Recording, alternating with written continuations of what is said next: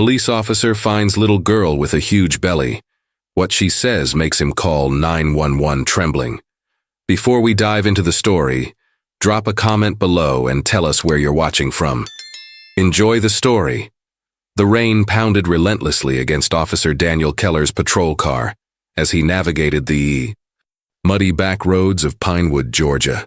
Lightning occasionally illuminated the abandoned industrial district, casting eerie shadows across crumbling buildings. It was just past 7 in the morning, and already Daniel's coffee had gone cold, much like his enthusiasm for these routine calls. "Dispatch to Unit 17, crackled his radio. "We've got reports of a disturbance at the old Mayfield warehouse. Probably just teenagers again, but the new owner wants it checked out." Daniel sighed, running a hand through his salt and pepper hair. Unit 17 responding. ETA 5 minutes. At 0:43, Daniel had seen almost everything in his 20 years on the force. But lately, the job felt hollow. The framed photo of a smiling little girl on his dashboard caught his eye. Catherine's gap-toothed grin frozen in time.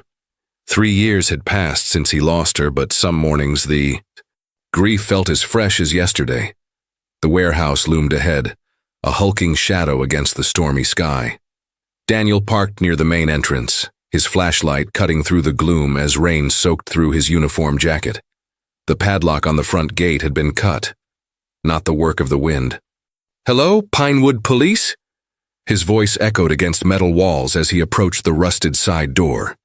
No response. The door groaned as Daniel pushed it open, revealing darkness within. The beam of his flashlight swept across empty spaces, abandoned machinery, and then something unexpected. In the corner, atop a pile of discarded plastic, lay a small, huddled form. "Hello?" Daniel called softly, approaching slowly. His heart hammered against his ribs as the light revealed a child, a little girl, perhaps 5 or 6 years old, with tangled blonde hair and dirt-streaked cheeks. Most alarming was her distended belly, swollen to a size completely disproportionate to her thin limbs. "Hey there," he whispered, kneeling beside her. "I'm Officer Daniel. I'm here to help you." The child's eyes fluttered open, startlingly blue and filled with fear. She shrank back from him, clutching a tattered blanket.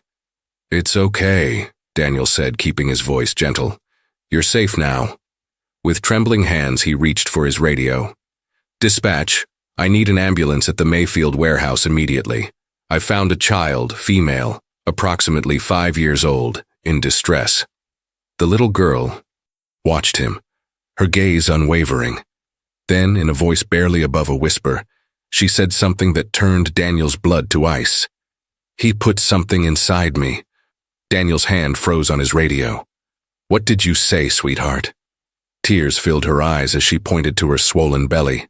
"The doctor. He put something inside me. He said I was special." Fighting to keep his voice steady, Daniel completed his call. "Possible medical emergency. Please hurry." As they waited for the ambulance, Daniel removed his jacket, wrapping it gently around the shivering child. "What's your name?" he asked. "Lily," she whispered, her small hand tentatively reaching for his. "That's a beautiful name," Daniel said, carefully taking her hand. "Lily, I promise I'm going to help you. You don't have to be afraid anymore." Thunder crashed outside, making her flinch. Daniel instinctively moved closer, shielding her from the sound. Something long dormant stirred in his chest, a protective instinct he thought had died with Catherine. When the ambulance arrived, its flashing lights painted the warehouse walls in red and blue. As the paramedics carefully lifted Lily onto a stretcher, she clung to Daniel's hand. "Please don't leave," she whimpered. Daniel looked into those frightened blue eyes and made a decision that would change both their lives forever. "I won't," he promised. "I'll be right beside you." As they rushed through the rain toward the waiting ambulance, Daniel had no way of knowing that his simple act of kindness had just set in motion a chain of events that would uncover long-buried secrets and give both him and Lily a second chance at family. Daniel sat in the sterile hospital waiting room, his uniform still damp from the rain, hands wrapped around a styrofoam cup of coffee he hadn't touched. The clock on the wall seemed to move in slow motion as doctors examined little Lily behind closed doors. Officer Keller. Daniel looked up to find Dr. Rebecca Chang standing before him, clipboard in hand. In her early 40s with intelligent eyes behind wire-rimmed glasses, she had the measured demeanor of someone accustomed to delivering difficult news. "How is she?" Daniel asked, immediately rising to his feet. "Physically, she's stable but malnourished," Dr. Chang replied. "We're running tests to determine what's causing the abdominal distension, but I'm equally concerned about her emotional state. She's refusing to speak to any of our staff." "Has she said anything more about—" Daniel couldn't finish the sentence. "No, she's completely withdrawn," Dr. Chang hesitated. "There's something else. We've checked missing persons reports going back 3 years. There's no record of a girl matching Lily's description. It's as if she doesn't exist." A chill ran down Daniel's spine. "That's impossible. Every child belongs somewhere." Dr. Chang nodded solemnly. "We've contacted social services. They'll be sending someone tomorrow. In the meantime," she glanced toward the hallway, "she's been asking for you. Crying for the policeman, actually." Following Dr. Chang down the corridor, Daniel was struck by how small Lily looked in the hospital bed. Her blonde hair had been washed, making it appear almost silver under the fluorescent lights. The hospital gown swallowed her thin frame, except for her swollen belly. When she saw Daniel, Lily's eyes widened. "You came back," she whispered, as if she couldn't quite believe it. "I promised, didn't I?" Daniel smiled, pulling a chair beside her bed. "How are you feeling, Lily?" Instead of answering, she stared at him with those piercing blue eyes. "Are you going to take me back there?" "Back where, sweetheart?" Daniel asked gently. Lily looked away, her small fingers plucking nervously at the blanket. "To the dark place. Where the doctor is." Daniel carefully took her hand. "No. Lily, you're safe here. No one is going to take you back there." Something in his tone must have convinced her because her shoulders relaxed slightly. Daniel reached into his pocket and pulled out a small sketch pad and colored pencils he'd purchased from the gift shop. "I thought you might like these," he said. Lily touched the pencils cautiously, as if they might disappear. "For me?"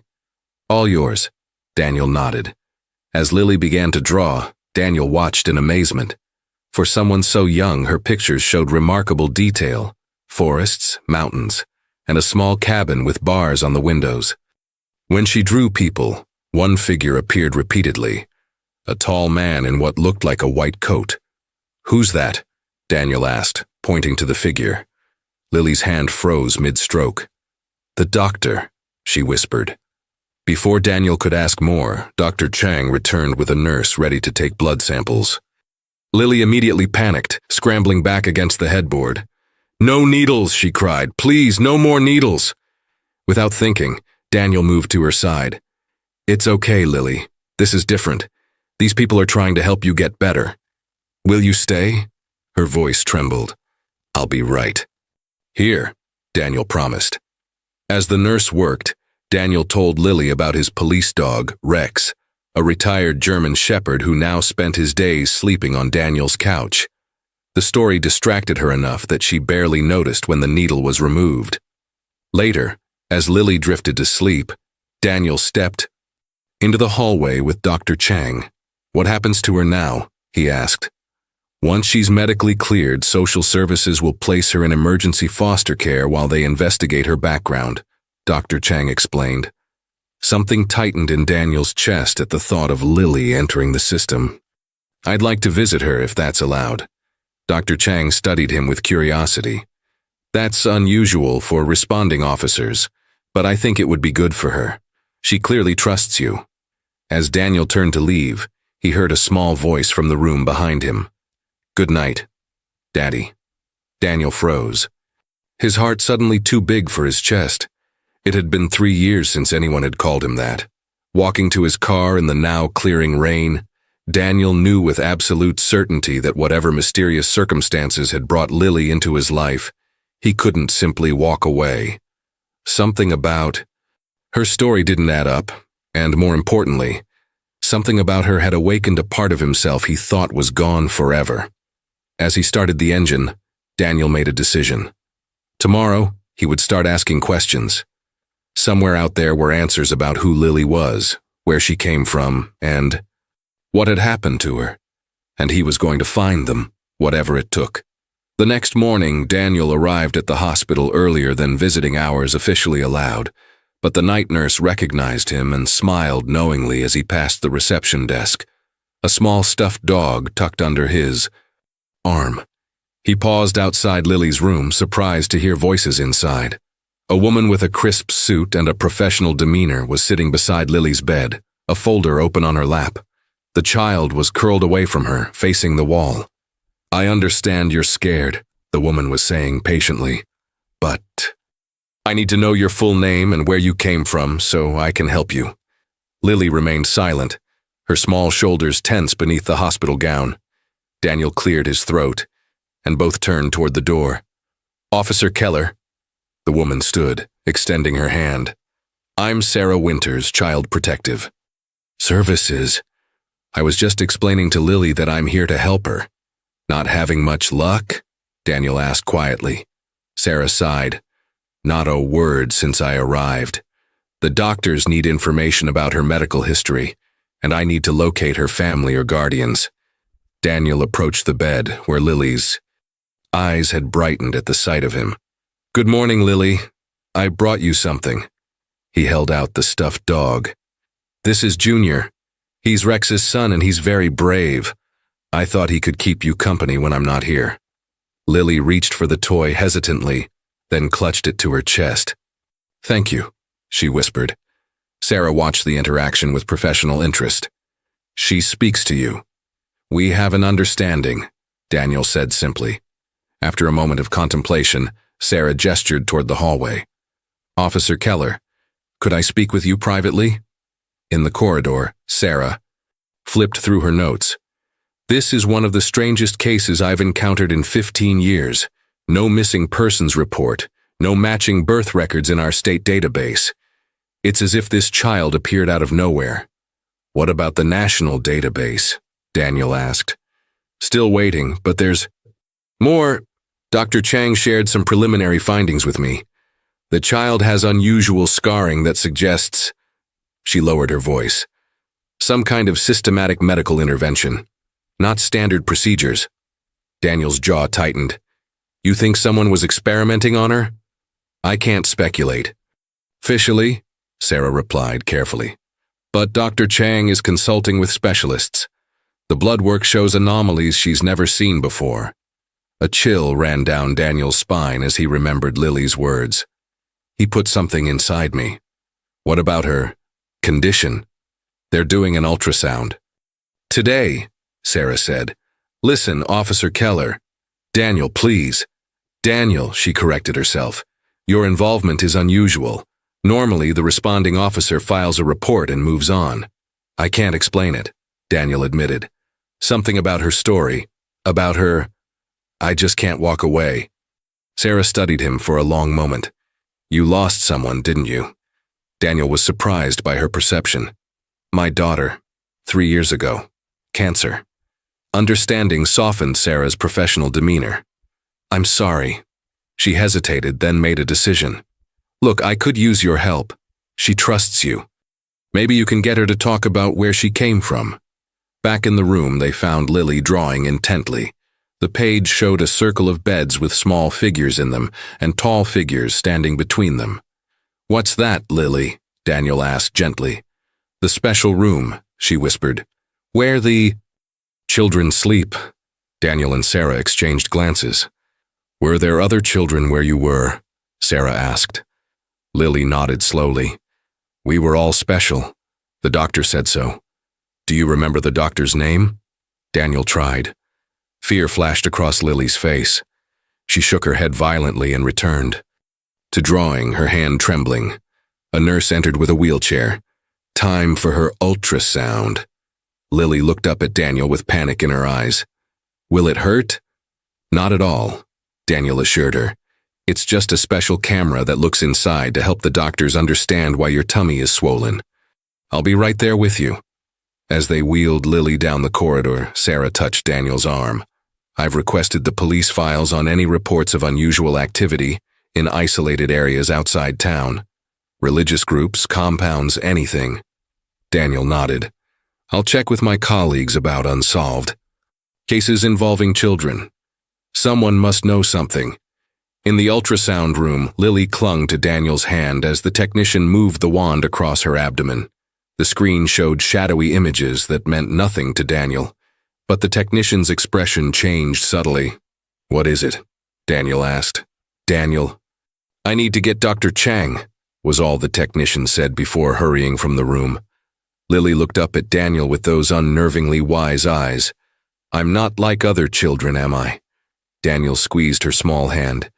Everyone is special in their own way, Lily. The doctor always said I was special, she whispered, but I just want to be normal. In that moment, as tears welled in the child's eyes, Daniel made a silent promise. Whatever secrets lay behind Lily's mysterious appearance, he would uncover them. And he would make sure she got the chance at normal that every child deserved. Outside. The window, storm clouds gathered once more over Pinewood, as if nature itself sensed that the rain had only just begun to fall on this unfolding mystery. Dr. Chang studied the ultrasound images with a furrowed brow, while Daniel and Sarah waited anxiously outside the consultation room. Through the narrow window in the door, they could see Lily back in her hospital bed, carefully arranging colored pencils by shade as a nurse checked her vital signs. I don't understand what I'm looking at, Dr. Chang finally admitted, gesturing to the grainy images. There's clearly an abnormal mass in her abdomen, but it doesn't match any typical childhood condition I've encountered. Could it be a tumor? Daniel asked, his voice tight. Possibly, but the structure is unusual. Dr. Chang pushed her glasses up. I've sent these images to specialists at Atlanta Children's Hospital. We need more. Advanced scans, but I'm hesitant to put her through that without understanding her medical history. Sarah closed her folder with a sigh. Still no matches in the national database. It's as if this child doesn't exist on paper. Dr. Chang lowered her voice. There's something else we found unusual. Puncture marks on her arms and an unidentified substance in her bloodstream. It's not any medication I recognize. Daniel felt a chill. You think someone was giving her experimental drugs? I can't say for certain, Dr. Chang replied carefully. But whatever happened to this child was not standard medical treatment. As they spoke, a commotion erupted from Lily's room. They rushed in to find her in the midst of a nightmare, thrashing against the sheets, eyes still closed. No, not the dark room, please, she cried out. Daniel immediately went to her side, gently touching her shoulder. Lily. Wake up. You're safe. It's Daniel. Her eyes flew open, wild with terror, until they focused on his face. The doctor was coming, she whispered, with his big needles. It was just a dream, Daniel soothed. No one's going to hurt you here. As Lily calmed down, Sarah noticed something on the floor, a drawing that had fallen during Lily's nightmare. She picked it up, her expression growing concerned. The picture showed a small cabin in the woods with what looked like a laboratory inside. Medical equipment, beds with straps, and children with sad faces. Lily, is this where you were before? Officer Daniel found you? Sarah asked gently. Lily nodded slowly, clutching her stuffed dog tighter. The mountain house, where the special children go. Daniel and Sarah exchanged glances. Do you know where this house is, sweetheart? Daniel asked. In the forest where the big trees sing, Lily I replied, her voice becoming distant, near the water that thunders.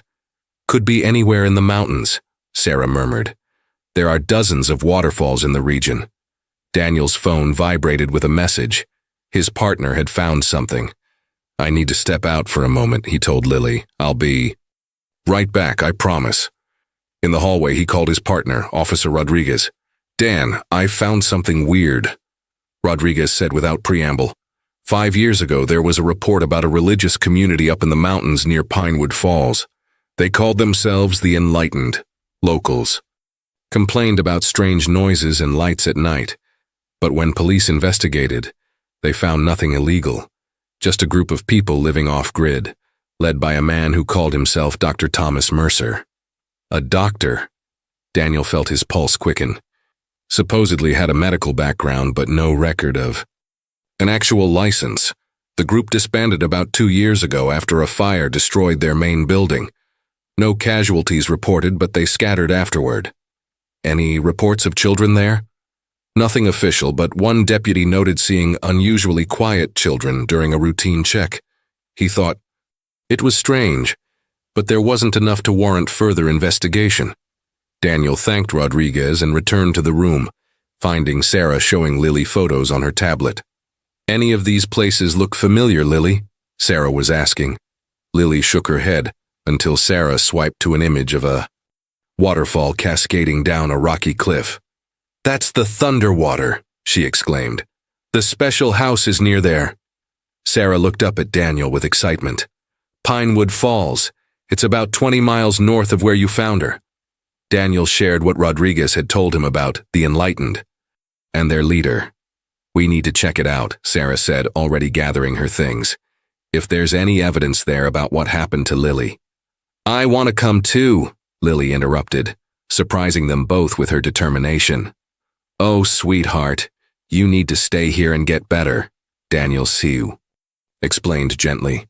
But I'm scared the doctor will find me when you're gone, Lily whispered, tears welling in her eyes. Daniel knelt beside her bed. Listen to me, Lily.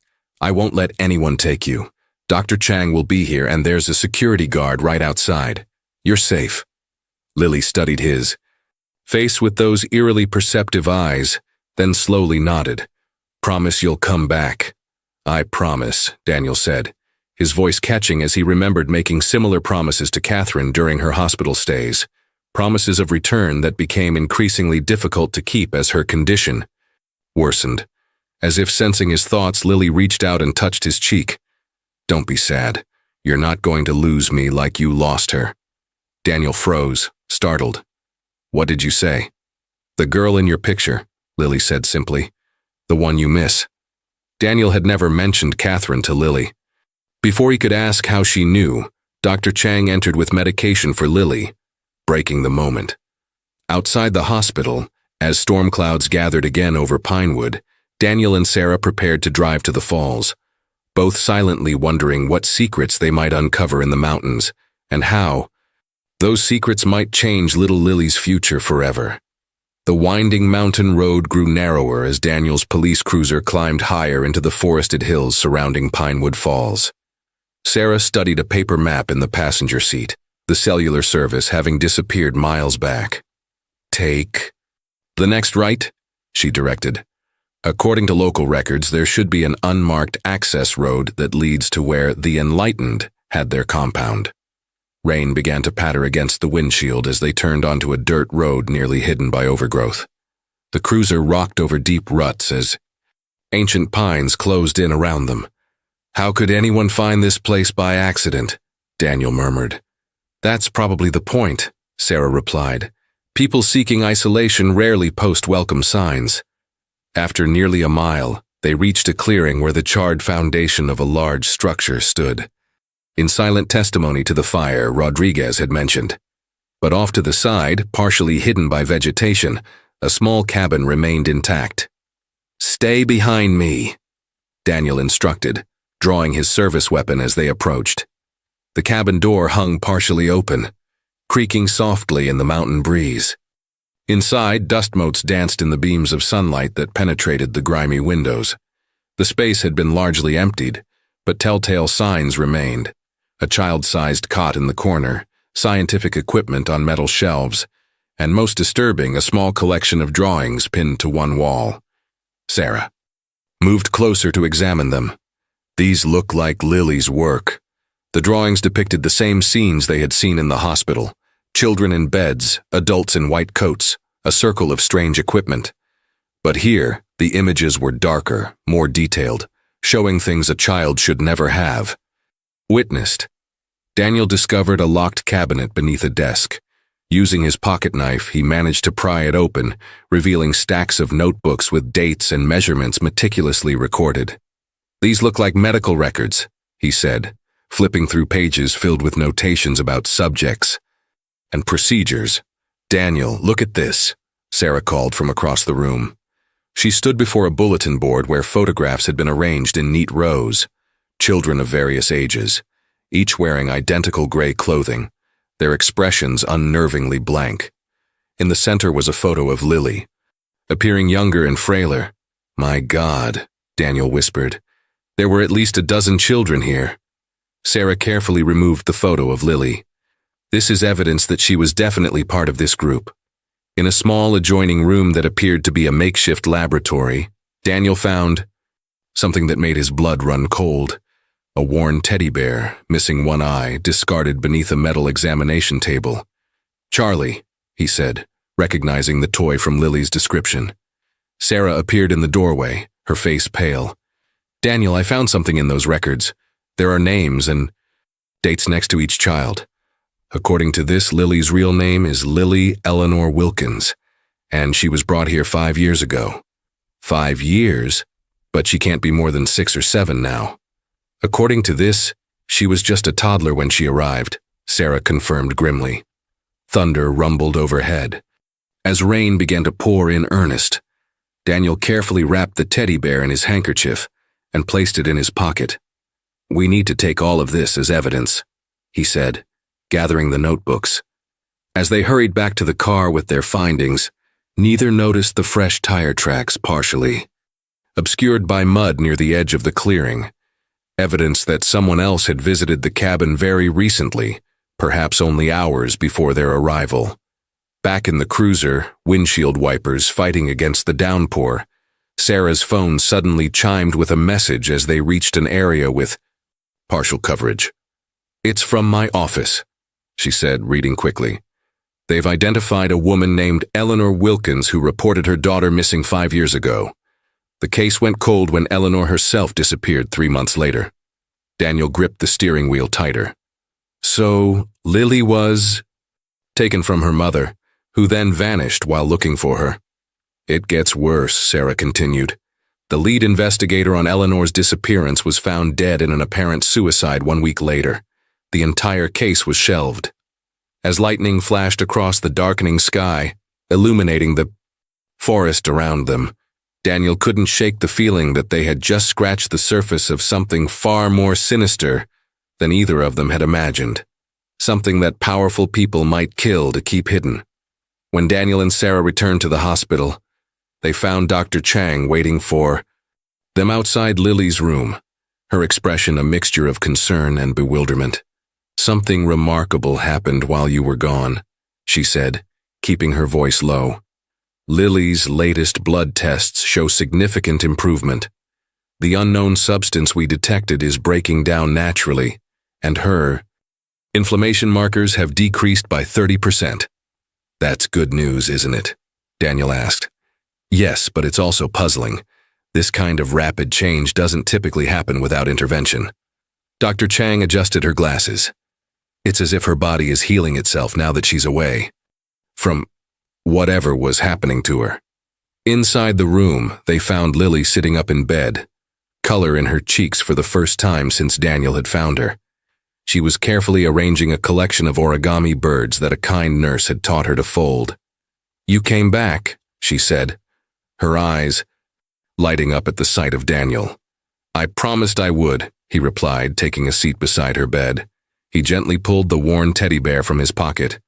"I brought someone who missed you." Lily's eyes widened in disbelief. "Charlie," she gasped, clutching the ragged bear to her chest.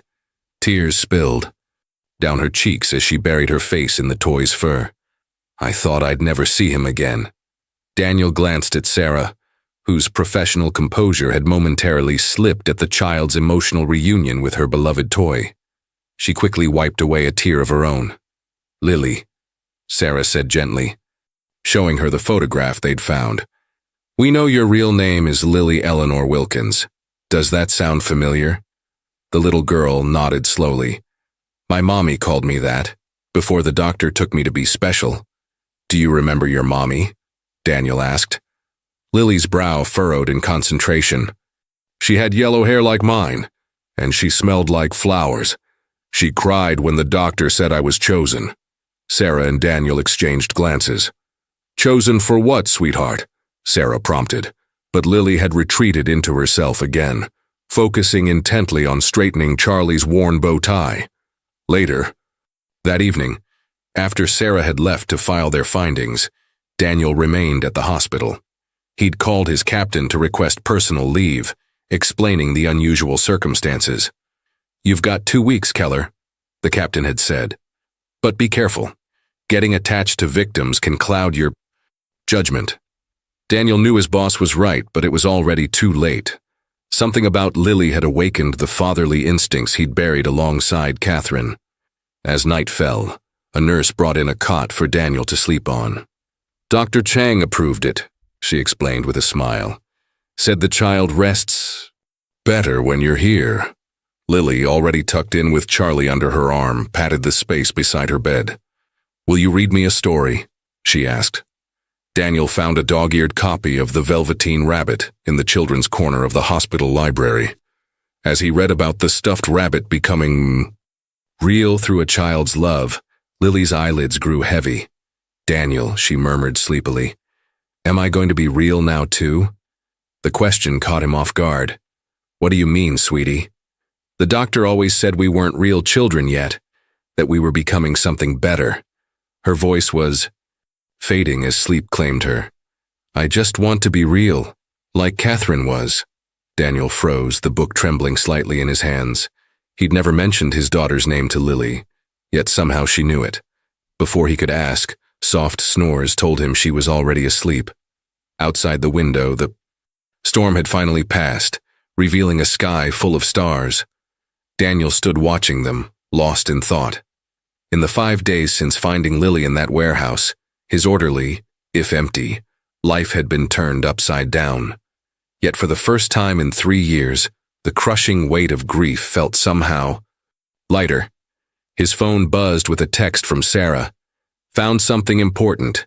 Need to talk first thing tomorrow. Be careful. Not sure who to trust. Daniel looked back at the sleeping child, her face peaceful in the soft glow of the nightlight.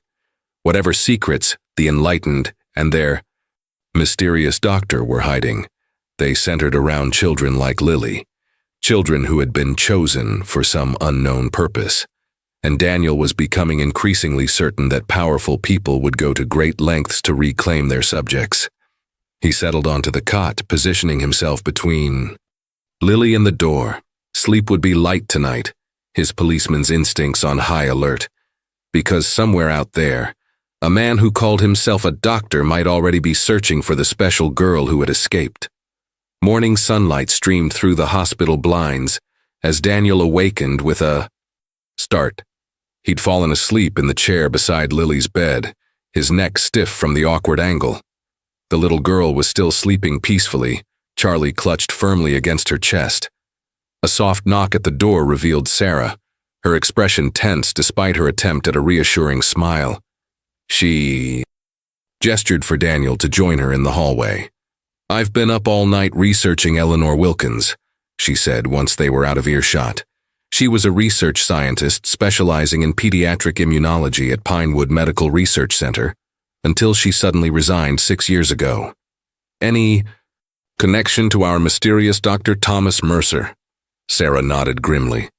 They co-authored several papers on accelerated immune adaptation in juvenile subjects. Most of their research was funded by a private company called Prometheus Bioscience. Never heard of them, Daniel said. Few have. They operate exclusively through government contracts and private grants. Sarah handed him a folder.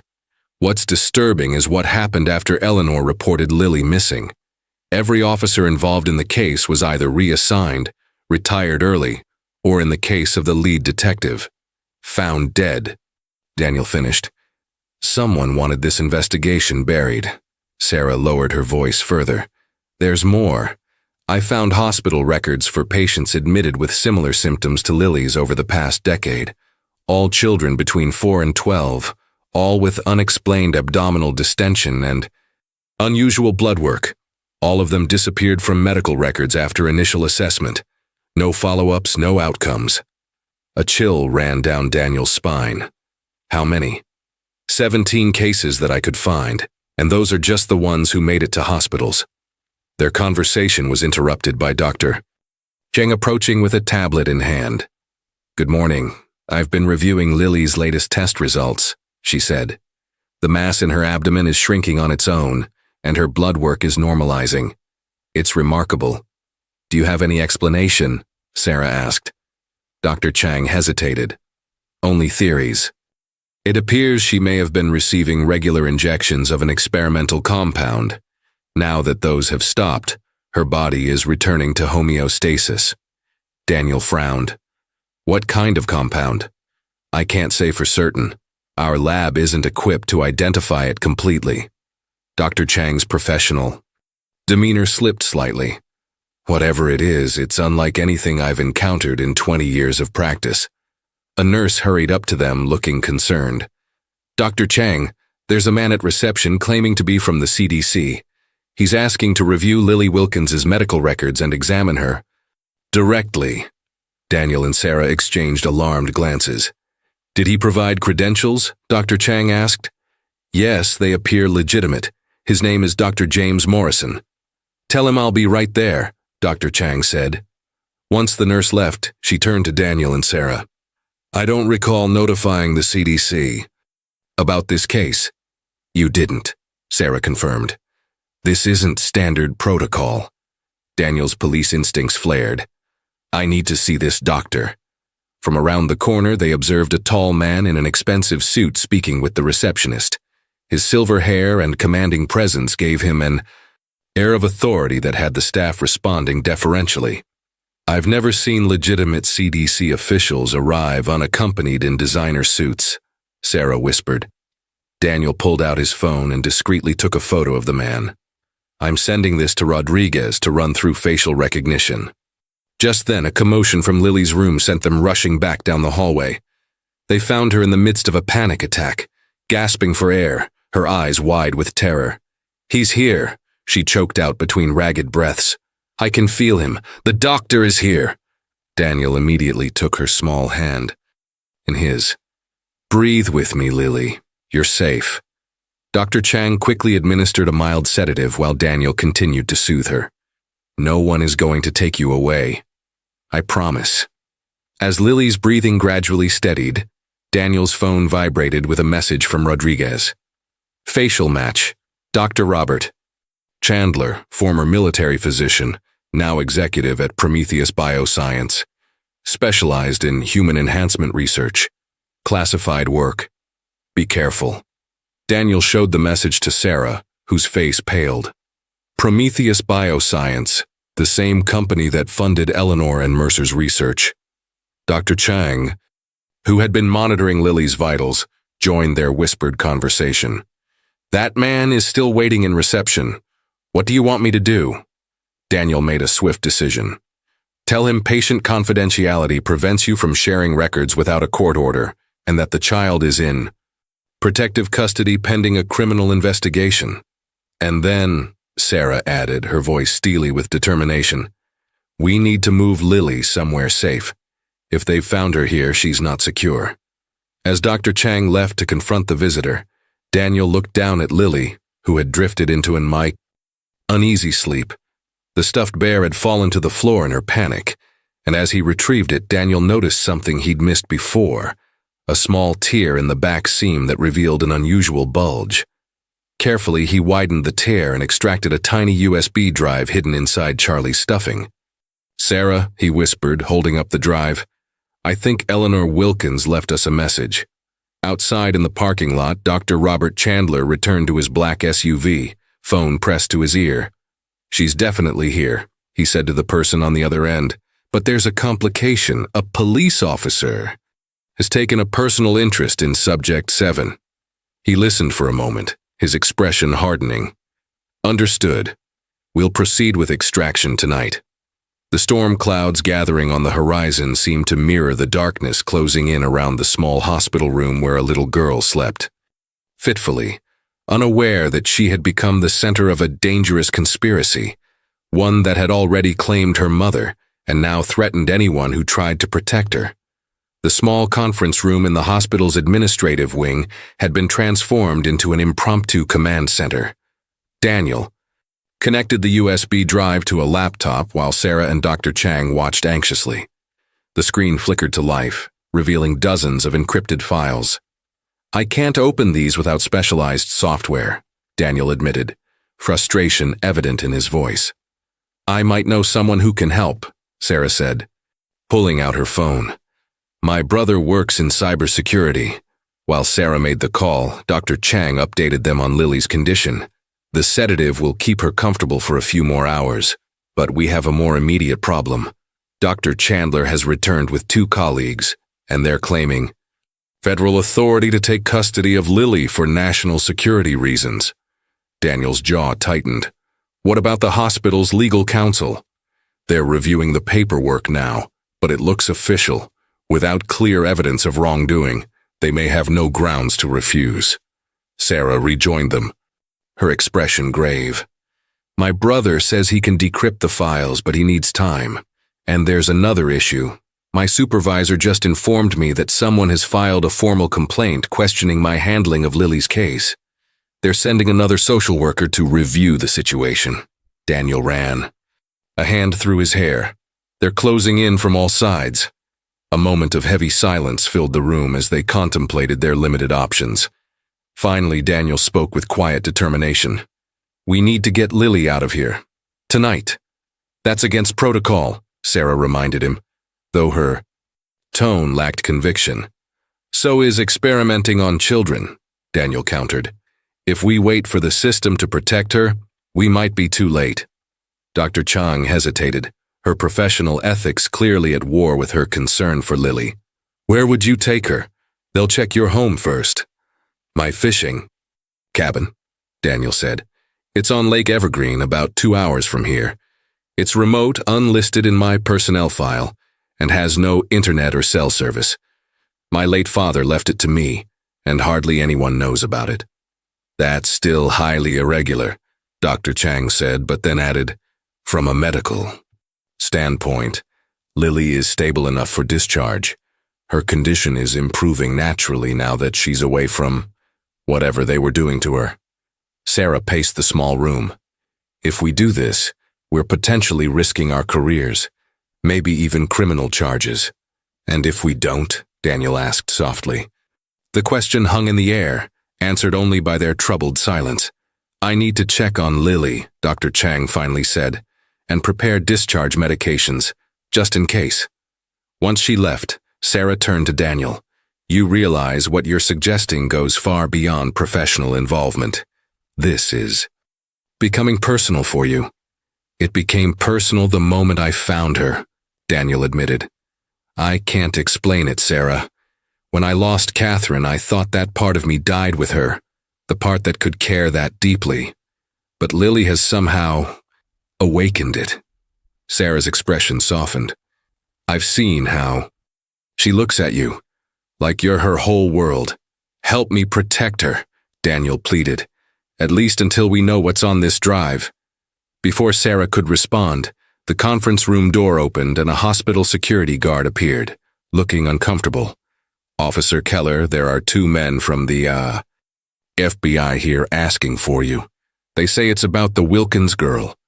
Daniel and Sarah exchanged alarmed glances. "Tell them I'll be right there," Daniel said calmly, though his heart raced. Once the guard left, Daniel quickly removed the USB drive and handed it to Sarah. "Get this to your brother. I'll stall them as long as I can." "What about Lily?" Daniel checked his watch. "Meet me at the service entrance at midnight. Bring whatever your brother finds and any medication Lily needs." Sarah hesitated, then nodded firmly. "I hope you know what you're doing, Daniel." "So do I," he whispered as she slipped out the back door. In Lily's room, the little girl stirred restlessly in her sedated sleep. Outside her window, a dark sedan with tinted windows pulled into a parking space with a clear view of all hospital exits. Inside sat Dr. Chandler, speaking quietly into a phone. All assets in position, he reported. The child will be secured by morning. On the other end of the line, a voice responded coldly.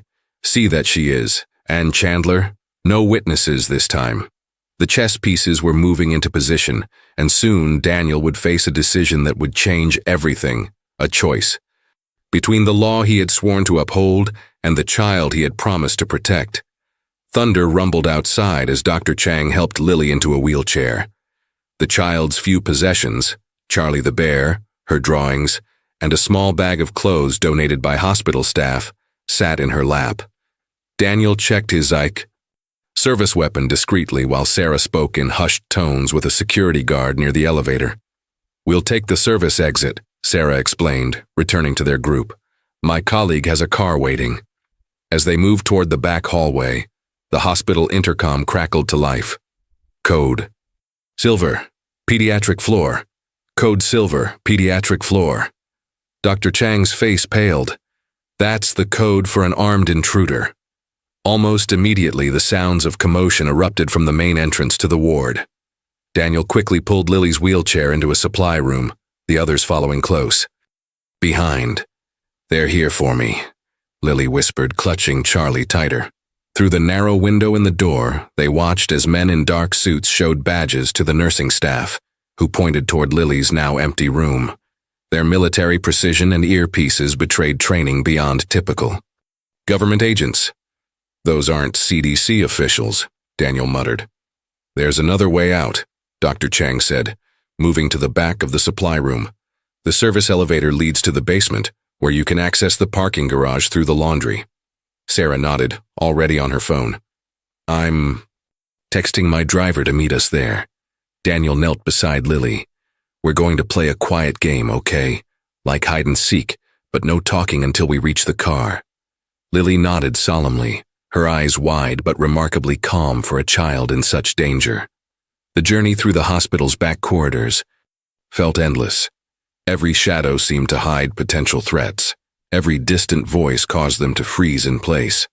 When they finally reached the basement garage, Sarah's colleague, a sturdy woman with cropped hair and alert eyes, waved them toward a nondescript sedan. Thank you for everything, Daniel told Dr. Chang as they prepared to part ways. Keep her safe, the doctor replied, squeezing his shoulder. And when you discover what they were doing to these children, make them pay. As their car pulled away from the hospital, Lily turned to watch the building recede into the distance. The other children, she said softly. They're still lost. Daniel exchanged glances with Sarah in the rearview mirror.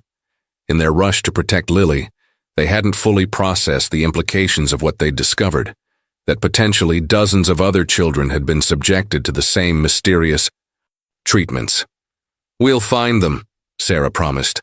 But first we need to understand what happened to you, and that means keeping you safe while we investigate. Daniel carefully removed the USB drive from his pocket. And I think your mother left us the key to unraveling this whole mystery. As rain pelted the windshield, and lightning split the darkening sky, their car headed toward the outskirts of town, and toward answers that would challenge everything they thought they knew about the boundaries of medical science and the depths of human ambition. Back at the hospital, Dr. Robert Chandler stared at Lily's empty room with cold fury. She couldn't have simply vanished. Find her, he ordered his team. Subject 7 is too valuable to lose. The storm was intensifying, both literally and figuratively, as the small group fled with their precious cargo, a child who might hold secrets that powerful people would kill to protect. Rain hammered against the windows of Sarah's lakeside cabin as Daniel inserted the USB drive into the laptop. Lily slept peacefully on the sofa, exhausted from their hasty escape and the emotional toll of the day. It's encrypted, Daniel sighed, staring at the password prompt on the screen. Sarah handed him a mug of coffee. If Eleanor Wilkins hid this in her daughter's teddy bear, she must have intended for Lily to have access to it someday. Daniel's eyes widened with realization. Or for Lily to be the key. He gently woke the child. Lily, I need to ask you something important. Did your mother ever share a special word or phrase with you? Something only the two of you knew? Lily rubbed her eyes sleepily. Mommy used to call me her Starlight Princess when she tucked me in. Daniel typed Starlight Princess into the password field. The screen remained locked. Try removing spaces, Sarah suggested. Still nothing. Lily peered at the screen. Mommy always wrote it in numbers too. She said it was our secret code. Numbers? Daniel asked. Like the stars. S is 19, T is 20. Lily's voice trailed off as she struggled to remember. Sarah quickly wrote out the alphabet with corresponding numbers. Together they translated Starlight Princess into 19, 20, 1, 18, 12, 9, 7, 8, 20, 16, 18, 9, 14, 3, 5, 19, 19. Daniel entered the long numeric string, holding his breath. The drive unlocked, revealing dozens of files with clinical names. But at the top sat a video file labeled simply, "For my daughter." As they opened it, Eleanor Wilkins's face appeared on screen. A beautiful woman with Lily's same blonde hair and intense blue eyes, though her expression carried the weight of terrible knowledge. Lily, my Starlight Princess, if you're watching this, I didn't survive to find you myself. Her voice broke. What they're doing at Prometheus is unconscionable. The children... She glanced nervously over her shoulder before continuing. I've compiled everything. Research data, patient records, the true purpose behind Project Ascension. It's all here. The woman leaned closer to the camera. Trust no one associated with Prometheus or the government program funding it. And Lily, know that I never stopped looking for you. That I love you more than... The video cut off abruptly, leaving Daniel and Sarah staring at the screen in stunned silence while Lily touched her mother's frozen image with trembling fingers. Mommy was trying to save me, she whispered. Night had fallen over the lakeside cabin. While Lily slept, Daniel and Sarah worked feverishly to understand Eleanor's files, piecing together the disturbing puzzle of Project Ascension. According to these reports, Sarah whispered, Prometheus selected children with specific genetic markers. They were looking for subjects who could adapt to their experimental treatments. Daniel rubbed his tired eyes. But for what purpose? What were they trying to create? Super immunity, Sarah replied, pointing to a document. Children who could survive any disease, any biological threat. Eleanor's notes suggest military applications, soldiers who couldn't be taken down by bioweapons. At the expense of innocent children, Daniel said bitterly. A soft noise from Lily's room interrupted. Them. Daniel found her sitting up in bed, eyes wide, clutching Charlie. There's someone outside, she whispered. Daniel immediately dimmed the lights and moved to the window. In the moonlight, he caught a glimpse of movement near the tree line. A figure watching the cabin. Stay with her, he told her. Sarah, drawing his weapon. Daniel slipped out the back door, circling around to approach from behind. The figure, a man in dark clothing, seemed focused on the cabin's windows. Moving silently through years of police training, Daniel closed the distance. Police, don't move, he commanded, weapon raised. The man froze, then slowly raised his hands. Officer Keller, I'm not here to cause harm. Turn around, slowly. The man complied, revealing a haggard face with days of stubble and haunted eyes. My name is Dr. Alan Reeves. I worked with Eleanor Wilkins at Prometheus. Daniel kept his weapon trained on the man. Give me one reason why I shouldn't arrest you right now. Because I helped Eleanor hide the evidence before she disappeared, Reeves replied. I've been in hiding ever since, watching for signs that Lily might have been found. Daniel marched Reeves into the cabin at gunpoint. Sarah positioned herself protectively in front of Lily, who peeked out from behind her with curious eyes. I know him, Lily said suddenly. He was nice. He gave us extra food when the other doctors weren't looking. Reeves's eyes filled with tears at the sight of her. You've grown so much, Lily. Still cautious, Daniel searched the man, finding only a worn photo of Eleanor Wilkins in his wallet. Start talking. Why should we trust you? Because I loved Eleanor, Reeves said simply. We were going to expose Prometheus together, but she disappeared after trying to rescue Lily. Lily stepped forward, studying the man intently. You're not wearing your white coat anymore. No, little one. I'm not a doctor anymore. Reeves knelt to her level.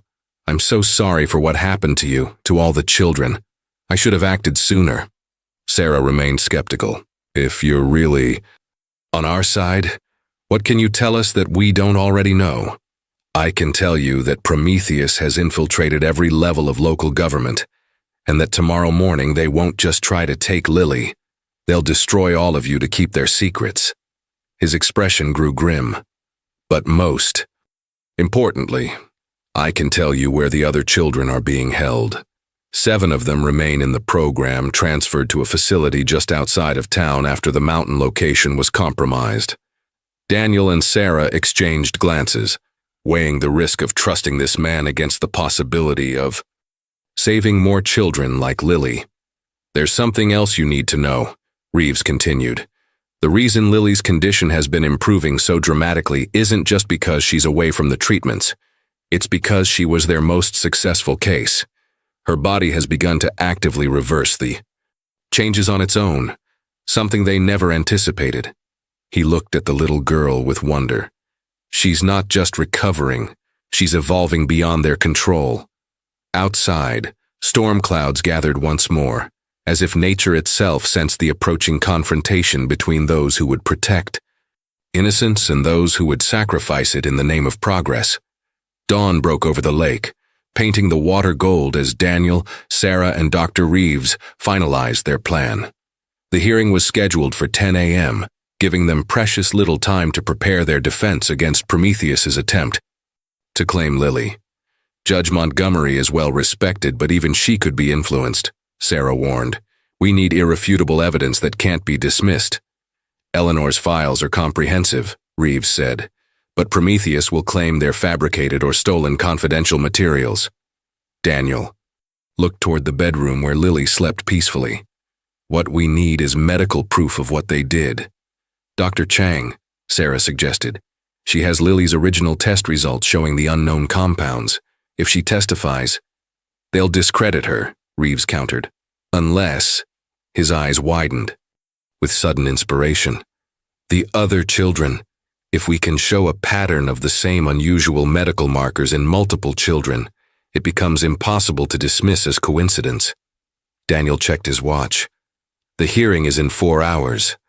How do we locate these children in time? Reeves spread out a map on the table. The new facility is here, disguised as a private boarding school for gifted children, the Prometheus Academy. Security is tight, but I still have access credentials they haven't deactivated. They don't know I've turned against them. It's too dangerous, Sarah argued. If they catch you, if they realize we're building a case. We don't have a choice, Daniel said firmly. Reeves, can you get medical samples from these children without harming them? I can access their weekly blood work results. They're already being drawn this morning. Reeves hesitated. But someone needs to stay with Lily. If they suspect anything, they might move up their timeline to take her. The sound of small footsteps interrupted their conversation. Lily stood in the doorway, Charlie tucked under her arm, watching them with those eerily perceptive eyes. I want to help the other children, she said. They're scared, like I was. Daniel knelt beside her. The bravest thing you can do is stay safe while we get evidence to protect all of you. But I remember things, Lily insisted. Things the doctors said when they thought we couldn't understand. Important things. Reeves looked at her with newfound respect. What kind of things, Lily? Numbers and codes, the special medicine formulas. She tapped her temple. I remember everything I hear. The doctor called it eidetic memory. Reeves inhaled sharply. That's why she was so valuable to them. Not just her physical response to the treatments, but her cognitive abilities. Sarah quickly found a notepad. Lily, can you write down any formulas or codes you remember? As they watched in amazement, Lily filled page after page with complex chemical formulas, security codes, and fragments of conversations she'd overheard during her captivity. Her handwriting was childish, but the information was detailed and precise. "This is better than any evidence we could have hoped for," Reeves whispered. "This is the key to the entire program," in her own handwriting. Daniel felt a surge of pride mixed with protective fear. This remarkable child had survived unimaginable circumstances, yet maintained her spirit and intelligence. But her exceptional abilities also made her an even more valuable target. Outside, Rodriguez arrived in an unmarked car to transport them to the courthouse. As Daniel helped Lily pack her few belongings, he noticed her carefully placing a new drawing in her backpack. "What's that?" he asked gently. Lily showed him the picture. A simple house with 4 figures standing outside. A tall man with a badge, a woman with a briefcase, a small girl holding a teddy bear, and a dog. "It's us," she explained. "After all this is over. You, me, Sarah, and your dog Rex." She looked up at him with hope shining in her eyes. "Is that okay?" Daniel felt his throat tighten with emotion. "It's more than okay, Lily. It's perfect." As they prepared to leave for the courthouse, confrontation that would determine Lily's fate, a fierce determination settled over the group. Today, they would expose the truth, no matter the cost. Today, they would fight for Lily and all the children like her who couldn't fight for themselves. The storm clouds had finally cleared, but Daniel sensed that the real tempest was yet to come. A showdown between those who saw children as experimental subjects and those who recognized them as precious lives worthy of protection. With Lily's small hand in his, Daniel walked toward the waiting car, ready to face whatever Prometheus might throw at them. Because some battles, he realized, were worth any sacrifice. The county courthouse buzzed with unusual activity. Daniel, with Lily holding tightly to his hand, walked up the marble steps alongside Sarah and Dr. Reeves. Dr. Chang waited for them inside, medical charts tucked under her arm. "The courtroom is packed," she whispered. "Reporters, county officials, and some men in expensive suits I don't recognize." Daniel nodded grimly. "Prometheus is making sure they have witnesses to their legitimate custody claim." Lily tugged at Daniel's sleeve, her eyes wide. "He's here," she whispered. "The doctor." Daniel followed her gaze to see Dr. Robert Chandler conferring with attorneys at the front of the courtroom. The man exuded confidence, as if the outcome were already determined. Judge Montgomery, a stern woman with silver hair and penetrating eyes, called the court to order. "This emergency hearing concerns the custody of minor Lily Eleanor Wilkins," she announced. "I understand the Department of Child Services is petitioning for immediate protective custody." A polished attorney rose. "Yes, Your Honor. We have concerns about the child's removal from medical care and Officer Keller's unauthorized involvement. We believe she requires specialized treatment that only our clients can provide." Sarah stood. "Your Honor, we have evidence that specialized treatment is actually an illegal experimental program conducted on kidnapped children, including Lily Wilkins." Murmurs rippled through the courtroom. Judge Montgomery frowned. "That's a serious allegation, Counselor." "We have documentation to support it," Sarah replied, gesturing to their evidence, "and witnesses ready to testify." The proceedings intensified as both sides presented their cases.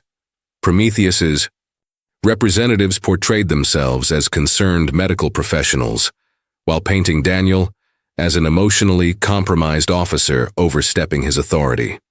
Sarah methodically introduced Eleanor's files, Dr. Chang's testimony about Lily's unusual medical markers, and Dr. Reeves's insider account of Project Ascension. Dr. Chandler watched with growing unease as their evidence mounted. When Lily's detailed notes were presented, showing chemical formulas only someone inside the program could know, his composure finally cracked. "This is absurd," he interrupted, rising from his seat. "The child obviously fabricated this information or was coached." Judge Montgomery leveled a stern gaze at him. "Dr. Chandler, you have not been recognized by this court." "Your Honor," he persisted, "this is a matter of national security. These children are part of a classified program with proper governmental oversight. Experimenting on children is never proper, Dr. Chang countered, her voice shaking with controlled anger. And Lily's condition has improved dramatically since being removed from your care. The courtroom doors suddenly burst open. A group of FBI agents entered, led by a tall woman with an authoritative presence. "Your Honor, I'm Special Agent Diana Foster," she announced. "We have a federal warrant to take possession of all evidence related to Prometheus Bioscience and to detain Dr. Robert Chandler for questioning." Chaos erupted as Chandler attempted to flee, only to be blocked by courthouse security. In the commotion, Daniel noticed a side door opening and a figure in a white coat slipping through. "Lily, stay with Sarah," he ordered, then pursued the escaping figure down a service corridor. The man, who Daniel recognized as one of Chandler's associates from the hospital, reached an emergency exit, triggering an alarm. Daniel tackled him just as he pushed through the door. "You don't understand what you're interfering with," the man spat as Daniel cuffed him. "These children are the future of humanity's survival. They're children, not lab experiments," Daniel replied, hauling him to his feet. When they returned to the courtroom, the scene had transformed. FBI agents were collecting evidence while Dr. Chandler sat handcuffed and scowling. Agent Foster was addressing the judge. "We've been investigating Prometheus for months following whistleblower reports," she explained. "This evidence confirms our suspicions of unauthorized human experimentation." Judge Montgomery looked shaken but resolute. "In light of these extraordinary developments, I'm issuing an emergency protection order for Lily Wilkins and any other children identified from this program." She turned to Daniel. "Officer Keller, given your evident care for the child and her clear attachment to you, I'm granting temporary guardianship pending formal proceedings." Lily, who had been watching everything with remarkable composure, finally allowed tears of relief to spill down her cheeks. She ran to Daniel, who lifted her into a secure embrace. "Is it over?" she whispered against his shoulder. "Really over?" Before Daniel could answer, Dr. Chang approached with an urgent expression. "Daniel, I need to speak with you immediately," she said, holding a medical file. "The final test results came back this morning about Lily's condition." She glanced at the child, then back at Daniel. "There's something critical you need to know." Daniel felt his heart stutter as Dr. Chang led him and Lily to a private conference room. Sarah and Agent Foster joined them, concern etched on their faces. "What I'm about to share changes everything," Dr. Chang began, opening the medical file. "Lily's final tests revealed she never had the condition we initially suspected. The abdominal distension was caused by severe inflammation from malnutrition and parasitic infection, likely from the unsanitary conditions where she was kept. But the treatments, the experiments," Daniel began, "were real," Dr. Chang confirmed, "but separate from her physical symptoms. The substances in her bloodstream were experimental compounds designed to enhance immunity, but her body was fighting them off." "Naturally," Lily looked up with confusion. "So I'm not special?" Dr. Chang knelt beside her. "You're extraordinary, Lily. Your body rejected what they were trying to change about you. You stayed you, strong, resilient, and perfect exactly as you are." 1 year later, golden autumn leaves danced across the front yard of Daniel's renovated farmhouse as Lily raced up the driveway, backpack bouncing, her once swollen belly now healthy and normal. "Dad, I got an A on my science project," she called, waving a paper triumphantly. Daniel stepped onto the porch, Rex the German Shepherd at his heels. "That's fantastic, sweetheart." Sarah's car pulled in behind Lily, now a regular visitor since helping navigate the complex adoption process that had officially made them a family 3 months ago. Inside, photos told their story.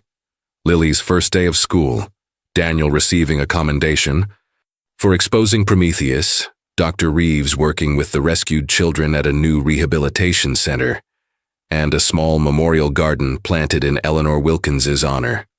That evening, as Daniel tucked Lily into bed, Charlie the bear still her faithful sleeping companion, she asked the question that occasionally resurfaced. "Do you think the other children are okay now?" "They're healing, just like you," Daniel assured her. "Agent Foster makes sure I get updates every month." "And the bad doctors?" "Facing justice for what they did. They can't hurt anyone anymore." Lily nodded, satisfied. She reached for the framed photo on her nightstand, Eleanor Wilkins smiling back at them. "I think my mom would be happy I found you." "I think she led you to me," Daniel said softly, remembering the USB drive hidden in Charlie. "And I thank her every day." After kissing her forehead, Daniel paused at the doorway, watching this remarkable child who had transformed his broken life into something beautiful again. Lily's bedroom walls were covered with her drawings, no longer dark images of laboratories and doctors, but colorful scenes of her new life and hopes for the future. The largest drawing, centered above her bed, showed birds soaring from open cages into a bright blue sky. Just as she was drifting off to sleep, Lily murmured, "Dad, I'm not a test subject anymore. I'm just a little girl now, right?" "You've always been more than what they tried to make you," Daniel replied. "You've always been perfectly, wonderfully Lily, and you always will be." Outside, the stars emerged one by one in the clear night sky, witnesses to a healing that had seemed impossible a year before. Not all scars disappear, but some wounds heal stronger than they were before. And sometimes, families aren't born. They're found in the most unexpected circumstances, forged in the crucible of shared struggles and unconditional love. For Daniel and Lily, their journey had only just begun, but now they would walk it together, step by step, into a future bright with promise and possibility.